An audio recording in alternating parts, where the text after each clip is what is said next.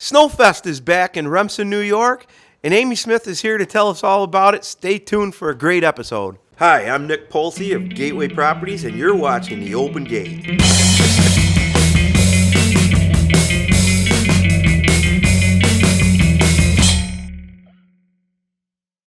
I can hear her in there.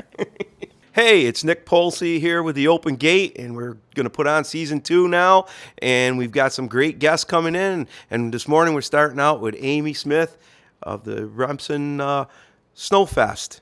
We're excited to hear. I mean, I haven't had the Snow Fest. I haven't seen it in Remsen here in a long time, but we used to go every year when our kids were growing up, and so I'm anxious to see, what's planned. When is it coming on, and what's the plans for it? So it's going to be February 15th. The event's going to start at 10 a.m. With races for the cardboard sleds starting at noon. And I think it's been at least 12 or 13 years since we've had it in Remsen. Yeah. The cardboard races were always pretty popular. And then the bonfires and the snow sculptures. Mm-hmm. They're going to do the snow sculptures? Yes, yep. We're doing snow sculptures. This year our theme is Olympics, but you can also do your own, whatever you want to do along with it. Julie Williams has agreed to be our judge for it, and we're allowing people to submit photographs of their sculptures in advance because we were a little bit worried about weather conditions and someone working hard on it and then it being destroyed. And then we'll also do drive-bys of them. And students at the Remsen Elementary can submit right through school. But if community members want to have a sculpture judge, they can submit their registration at the Remsen Library on Main Street. Cool. So the cardboard races, they're obviously going to be downhill on the hill there at the park. Are they going to put in a skating rink too, or are they just going to do? Okay, so the cardboard races though, coming down the hill, are they going to how are they going to get that hill groomed again? So Mike Spadero, who's part of the Penn Mountain Riders, and one of the Roberts brothers, I think Dan Roberts, they're working together to figure out how to get the groomer from the trails over to the hill. And last week when I talked to Mike, he had some plans in place that he thought were going to be successful in getting it to go around the depot and then down to the hill so he could get it groomed. And they would leave the groomer there for the kids to see and stuff the following day. Oh, cool. Yeah, so we're still working out details of getting it groomed, but we know that that's a huge barrier. But I think we've got some good plans, so we're hopeful that that'll come together for us. Yeah, it's been a while since we had that, and it was popular. Man, I mean, that place was mobbed years ago. And it was a great time. As parents, I mean, to mingle with other parents that were there. It was just a good community gathering at the time. Who brought chili and I mean, we had hot dogs on the grill. It was just a good time, and the kids got a lot out of it. I mean. I always liked the snow sculptures, driving up and down the street there and seeing those. And then at the park, you always had some there at the park. So you're have you been living in Remsen very long? Yeah, so I moved to Remsen officially 12 and a half years ago. Oh, okay. When I had my daughter. She's in 6th grade now. So we had moved up to Remsen because my parents were living on Cuda Lake. So since I've lived in Remsen, there's been no Snowfest that I am aware of. Yeah. So you're involved in the school system too with the. Yeah. So last December I took over as president of the PTG, which is the parent-teacher group at the Remsen Elementary, and that's kind of how the Snowfest came about.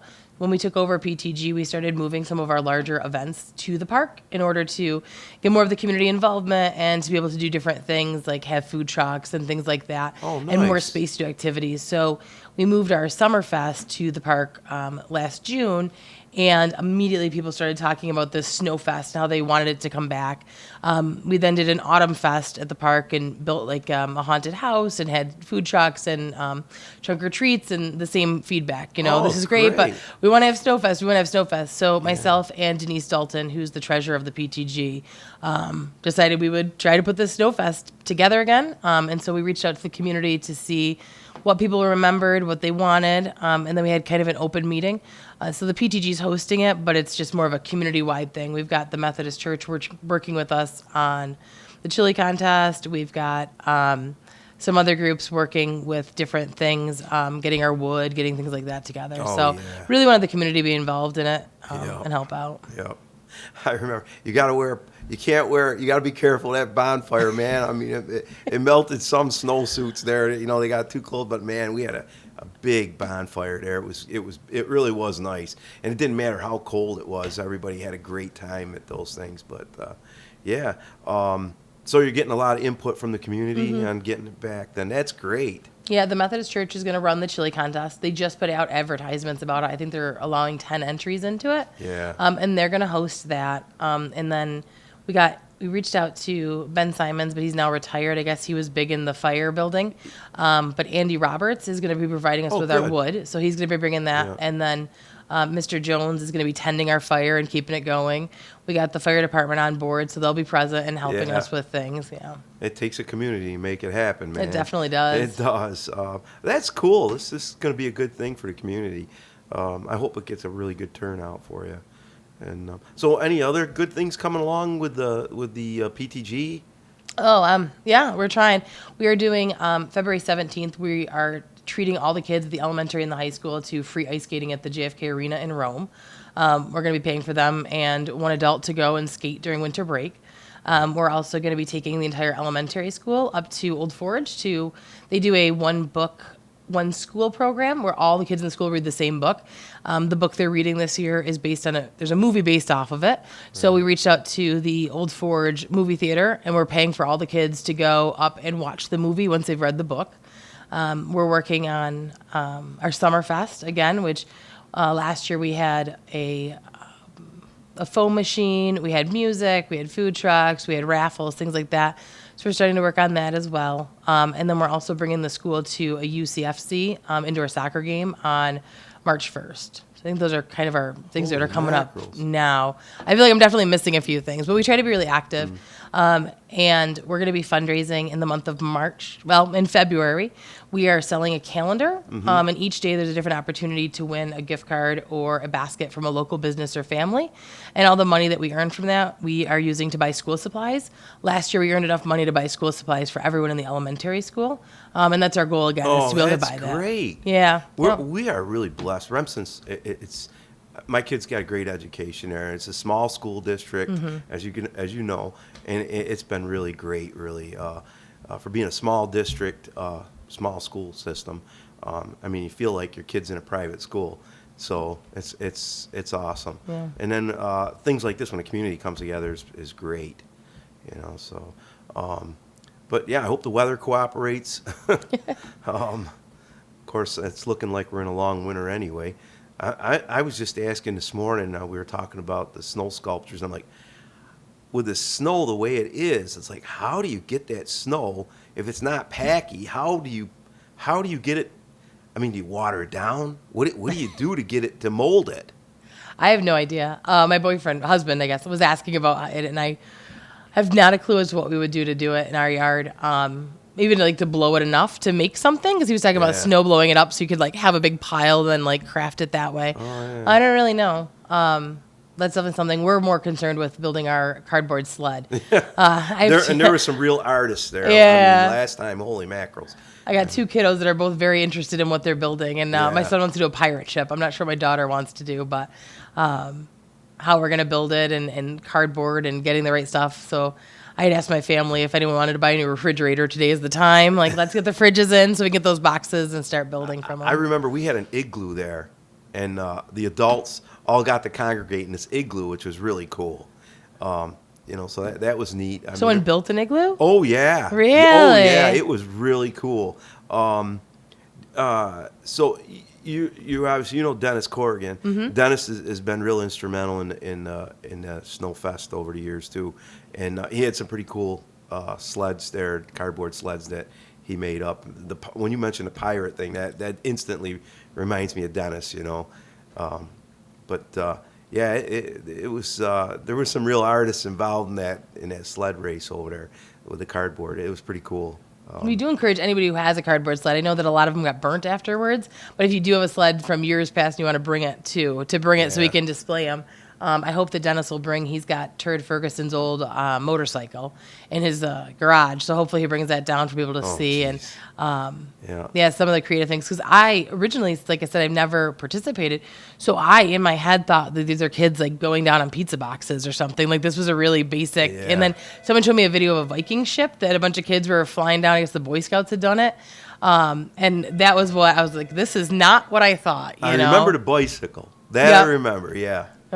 Yeah, so talk about the Viking ship, and there's a couple. Someone said a duck. Someone built a duck, and they went down in I it. don't doubt it. But yeah, I just thought like Yeah. you get your Amazon box, and your kid takes it up, and that was what we were doing. So until I saw the videos, I had no idea that it was this big or this elaborate. It was. It was a big thing, man. It was pretty cool. I think we'll take a break and then come back. Looking to list or buy property in the upstate New York region? Look no further than Gateway Properties. We're a small boutique agency with high integrity and over 39 years experience. Give us a call today or visit our website, gatewaypropertiesofupstateny.com.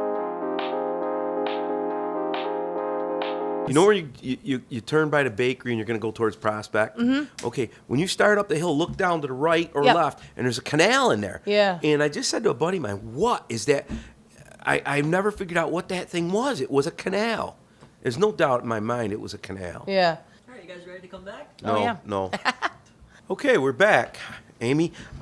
So what are some of the rules and stuff with the sled, the cardboard sleds that are going to be in the race at the Snow Fest? What are some of the rules that are involved in that? I wanted to ask you that. So it's pretty basic. For the cardboard sled races, they can only use cardboard, tape, and paint. There's no wood allowed. There's no metal allowed in them. When you come to register your sled, there's going to be a table, and we'll take a look at your sled and make sure that it qualifies for the races. If it doesn't qualify for the races, you are able to use it after the races are done if you want, but we can't race it. And that's pretty much the only rules regarding the building of the sleds.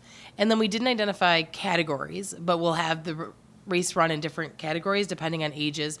But we wanted to see what the enrollment was before. So once we see, at noon, and we know how many kids and adults in each category have signed up, then we'll make our races that way. No, like is it one person per sled, or can it two get on a sled? You can do as many as you want. Oh, wow, like a toboggan. Yeah. That'd yep. be cool. And so we originally, when we were identifying it, we had 4 and under with an adult, 5 to 7, and we had it broken down, but we don't know what we're going to get. And then we also had a group category. So we do think that, some groups, like I'm in 4-H, so the 4-H kids might do a group where they're all in one sled together.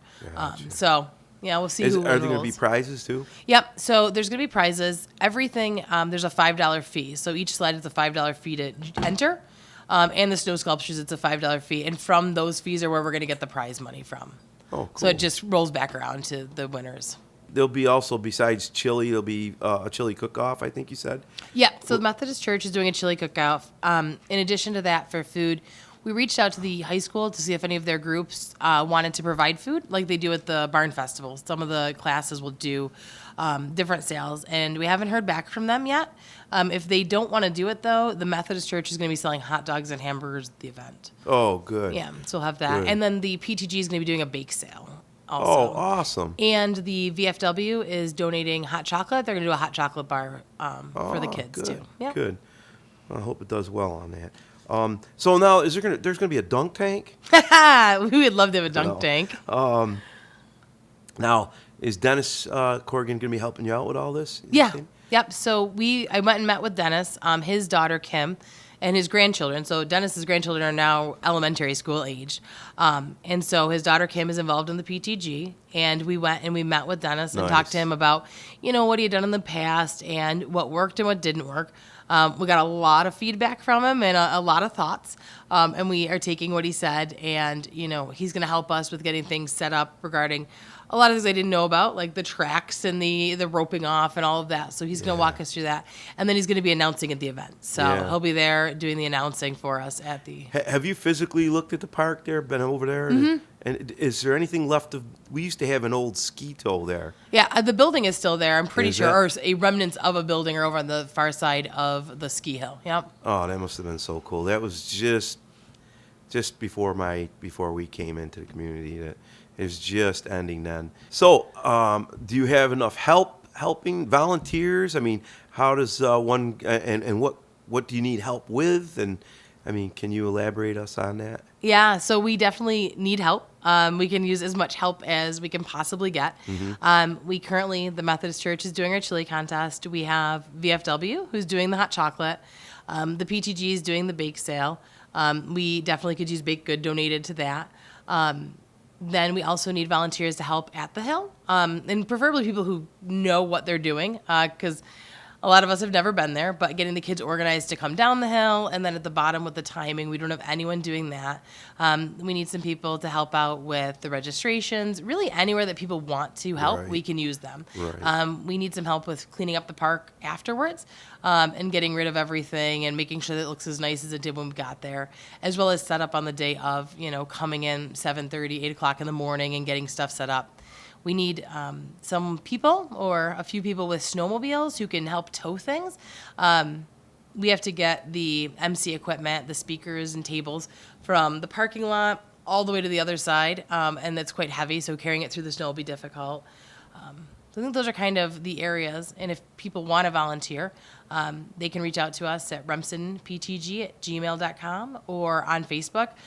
We have a Remsen PTG group, and we also made a Snowfest event, so they're welcome to reach out on there. But we welcome Ooh. any and all volunteers for, And donations and any whatnot. donations. Donations of food and We didn't, when we came up with the idea to do Snowfest, and I remember distinctly in December, Denise and I were like, well, it's real busy. We'll push off meeting and getting this planned to January. And then we met with Dennis. He mentioned that maybe in the past this took months to put on. So we're trying to do it within, a short period of time. And we didn't anticipate some of the financial things. So any donations of anything for raffles and things, because we also are doing we're doing a grill raffle, and Woods Valley's also donated a tubing package to us. Cool. Yeah, so we're going to do that as a raffle. But any Yeah. other raffle items or anything like that, we're encouraged, we would love. And we also just released our Max's Print Shop. They did Snowfest shirts for us. So we're doing pre-sale of gear, too. So we've got T-shirts and sweatshirts that are available online, and you can pick up either at their store or at Snowfest, too. wow, you guys been busy, man. Yeah, Really. we were thinking it was just, I think it was 2 weeks ago this Thursday. It would have been 2 weeks ago that we had a meeting, an impromptu meeting at the school where we invited the community to come and, share their thoughts. So we went from this small thing to How all did you of get this. the word out to the community that you were having a meeting? Was it in? We put it out on Facebook. We shared it, and we got a lot of feedback from people that they saw it, and then they added their comments and the things, the chili contest, what they Yeah. wanted. And then we only had a couple community people that came to the actual meeting, which is fine, and talked about what they wanted to do, and then we went from there. Maybe each kid going home with a flyer about it. Those should all be going home today too. Oh, yeah. So we cool. had a little delay. We wanted to confirm our insurance because that was a big hiccup with it. Was just making sure we had everything in place insurance wise before kids started building their sleds and parents started working towards it. So on Friday we got confirmation that our insurance is good to go. So we have all the flyers going home with the kids today from school. Right, So. gotcha. Amy, I am so excited that this is coming back.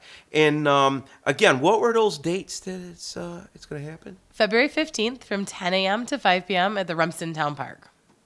I'm really psyched, and especially in a world where things are disappearing. Community events like this, it's just great to bring the community back together. I mean, after 12, 13 years. So I'm really psyched for this. I'm Nick Polce with The Open Gate. Thank you for joining us today. Okay. No pressure. We did it. It was natural. Very good. Thank you.